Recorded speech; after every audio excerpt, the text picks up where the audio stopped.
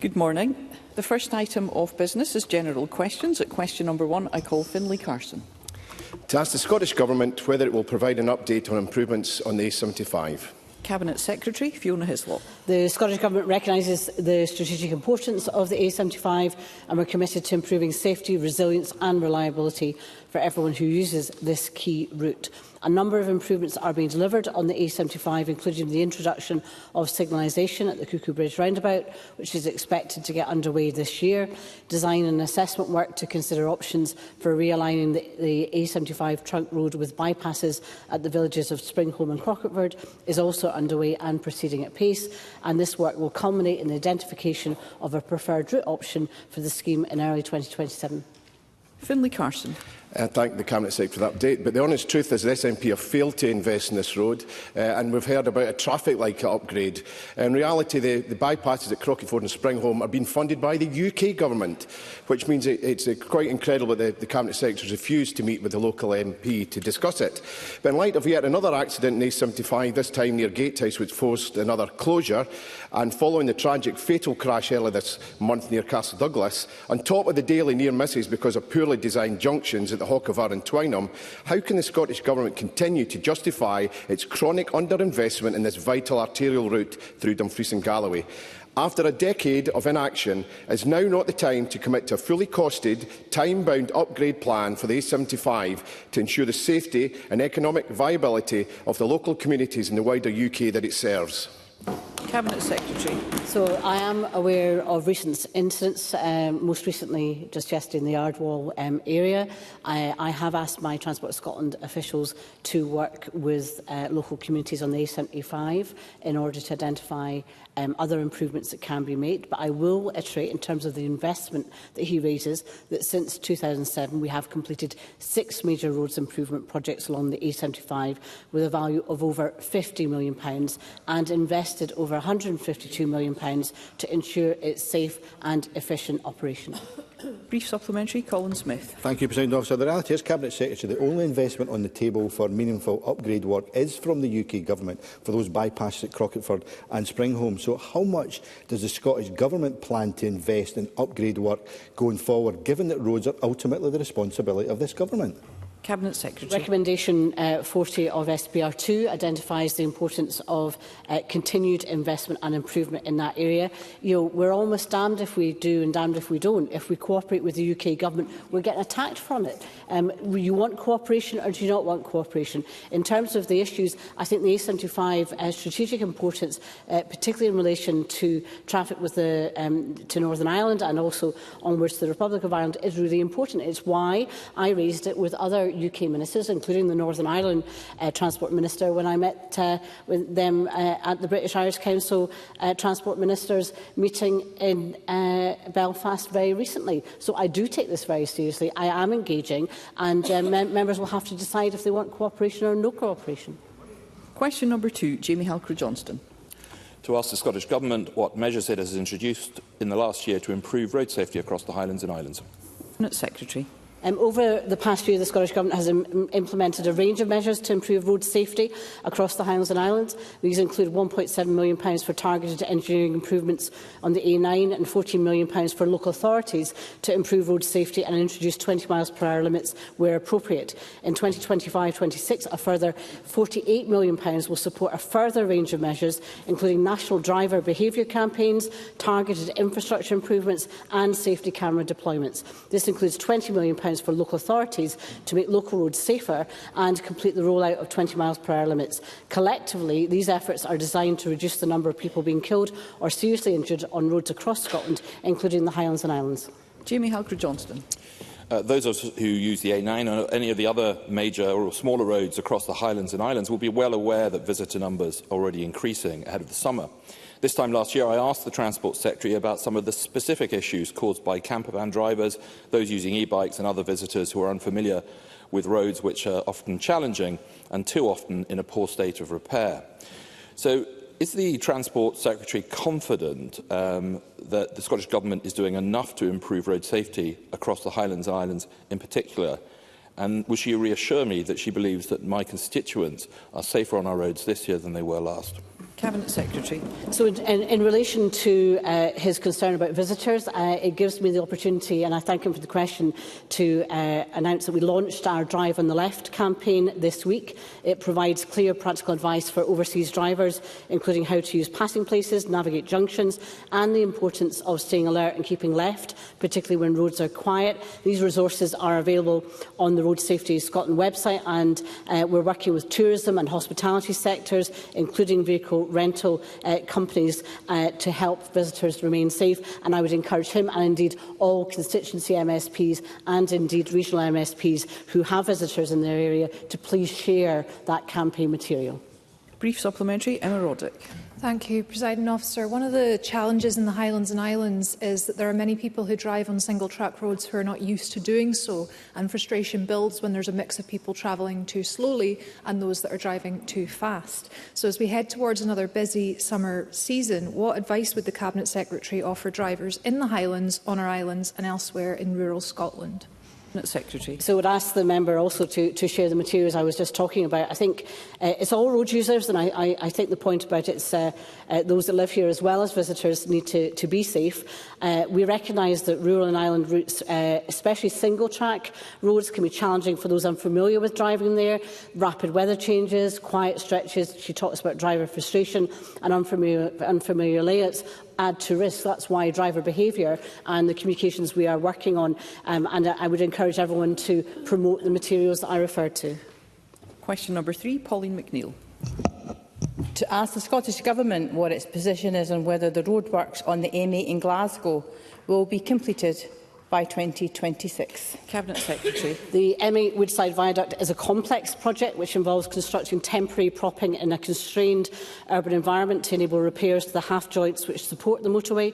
Transport Scotland and their contractor AME have been examining each and every activity required to complete the works to ensure completion as soon as possible. However, there have been delays to the piling work around the subway tunnel, which has to be carried out very carefully. This information was explained to elected members, including Ms McNeill, when they attended for a site visit and were briefed by the Transport Scotland project team. Uncharted obstructions have recently been discovered, and officials are assessing these to determine if they might impact on the current estimated completion dates. I will, of course, notify the public of any changes to the project timeline when they are known.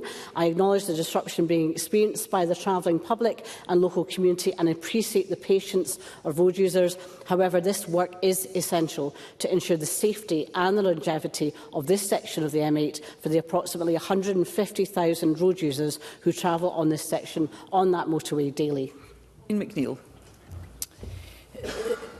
The M8 project was due for completion in late 2023, and since 2021 those using the M8 have had constant delays as part of their daily commute, and it's also impacting on the West of Scotland economy.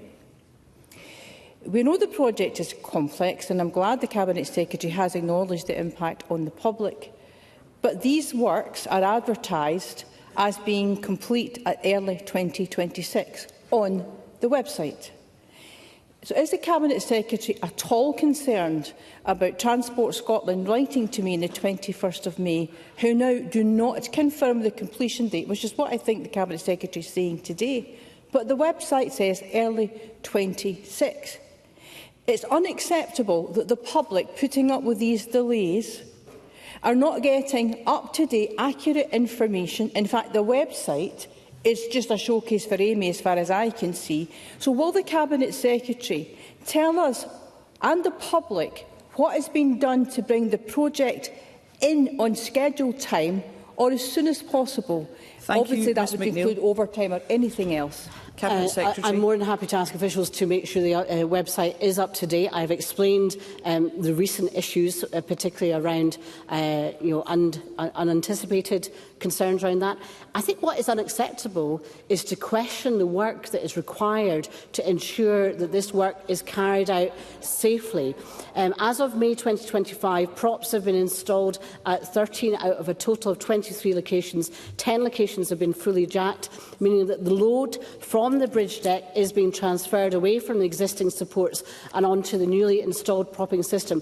I understand members' request and interest in this. It's why I personally asked the MSPs and councillors were updated, and I am more than happy to arrange further briefing of Ms McNeill from officials as she's had previously. Thank you. Just ask members for concise questions and responses. Go to question number 4 and call Tim Eagle. Thank you, Presiding Officer. And can I apologise? I was slightly late into the chamber today.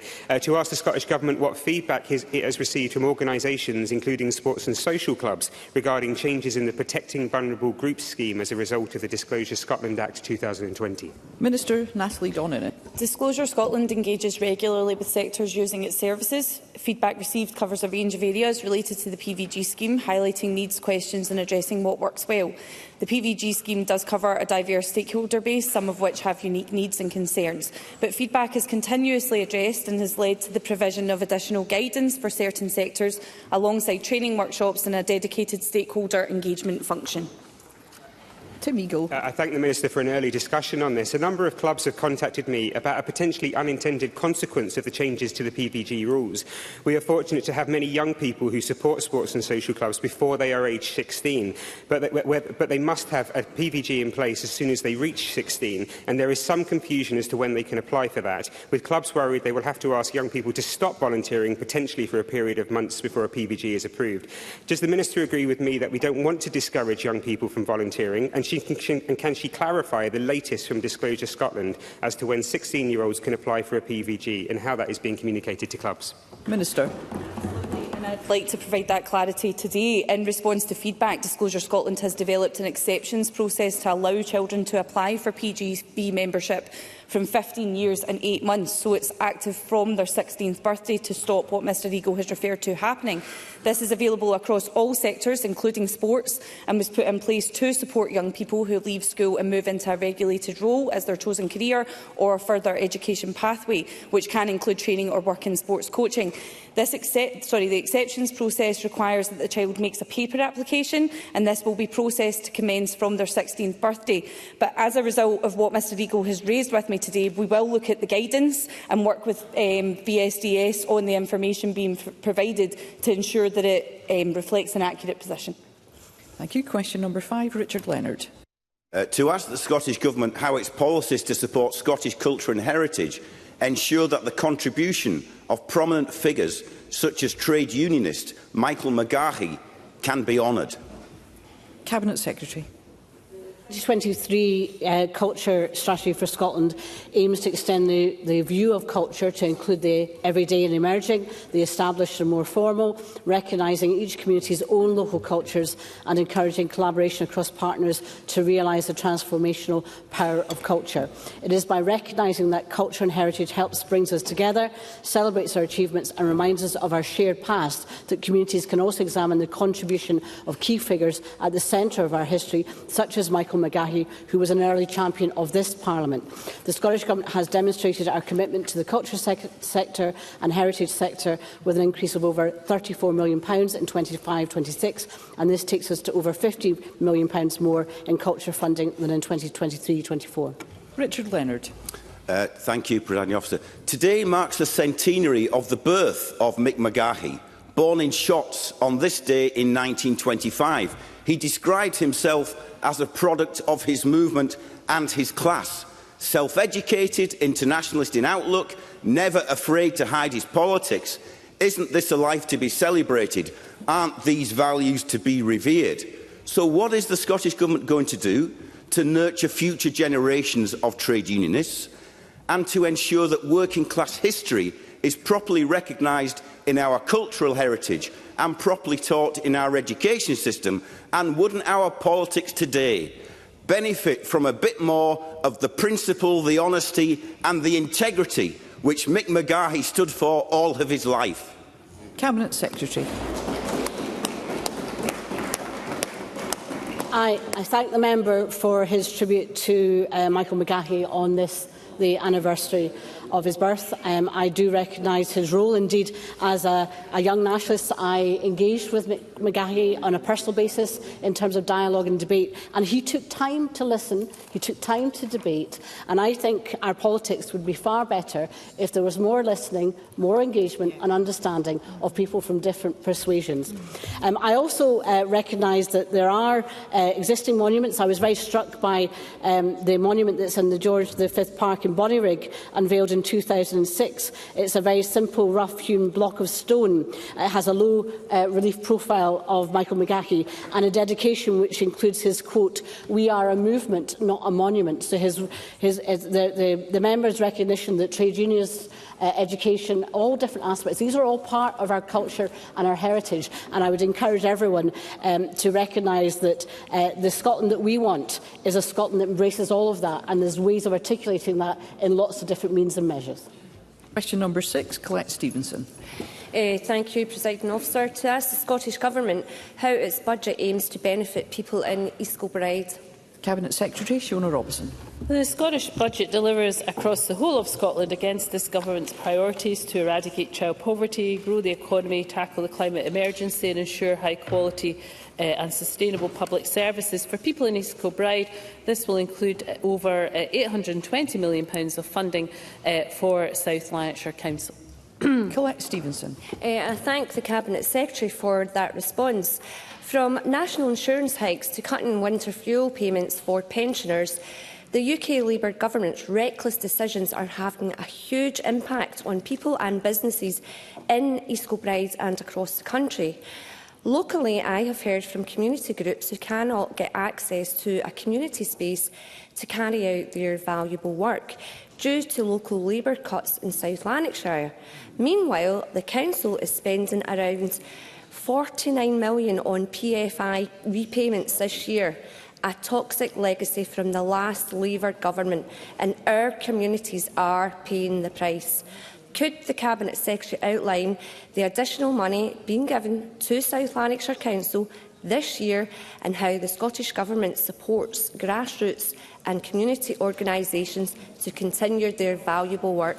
Cabinet Secretary. Well, Colette Stevenson is, of course, quite right to highlight these issues. In addition to the £823.9 million of direct funding to South Lanarkshire Council, I can tell Colette Stevenson that there is also £23 million to support the town centre redevelopment through the Glasgow City Region deal, and of course the £144 million for the East Kilbride Rail Enhancement Project, which will be completed by December 2025, and that includes the newly opened fully accessible Hare Myers station. And we're also providing £24 million towards the Community Growth Areas projects, which has included support for works at Jackton Primary School and Our Lady of Lourdes Primary School Extension and Hare Myers Park and Ride. Question number 7, Craig Hoy. Thank you, Presiding Officer. To ask the Scottish Government what discussions the Education Secretary has had with NHS boards and local authorities regarding the levying of fees for hospital teaching costs for children who routinely attend independent schools. Cabinet Secretary Jenny Gilruth. Hospital education services are normally run by the local authority and relevant NHS boards for the area in which the hospital is based, using teachers employed by their home local authority. These services also invite referrals for pupils from independent schools, as well as pupils from local authority-run schools in other areas where a pupil is required to stay in the hospital for a prolonged period of time. Decisions around fees to be charged for hospital education services are therefore a matter for local authorities and NHS boards to consider, with independent schools as appropriate. Craig Hoy. Sick children who attend independent schools but who are being treated in hospital are being denied access to education unless they pay £115 an hour for teaching, which would be free if they went to a state school. Lawrence, the son of 2 of my constituents, was diagnosed with leukaemia in March and will not return to the Compass School until the autumn. His parents already pay tax towards the state education they don't use. They pay VAT on school fees and require to rent a flat to be near the hospital where their son is being treated. Lawrence has already had the distress stress of watching other children in his ward receiving education provided by Edinburgh City Council, which he cannot access. A discrimination which cannot be compliant with the Scottish Government's policy of getting it right for every child, nor the UN Convention on the Rights of the Child. So will the Minister urgently now look at the Scottish Government's guidance to councils on this issue and, if necessary, provide additional resources to them to ensure universal access to education for all sick children, regardless of whether or not where they are normally educated? Cabinet Secretary. I thank the member for raising what I think is a really important issue. To give him some assurance, my officials have engaged directly with Edinburgh City Council on the substantive of his remarks today. And whilst I'm not going to comment on the specific issues, I am going to reflect in my engagement with officials in relation to our guidance. At the current time, though, I should be clear that our national guidance does not make any specific reference to independent schools in relation to charging. And it would certainly be my expectation that where a pupil attends an independent school, there should be a discussion with that school in relation to these matters. But I'm happy to take away the point the member raises today and to engage further on the substantives in relation to our national guidance and also in relation to the role of Edinburgh City Council, of course, as a local authority.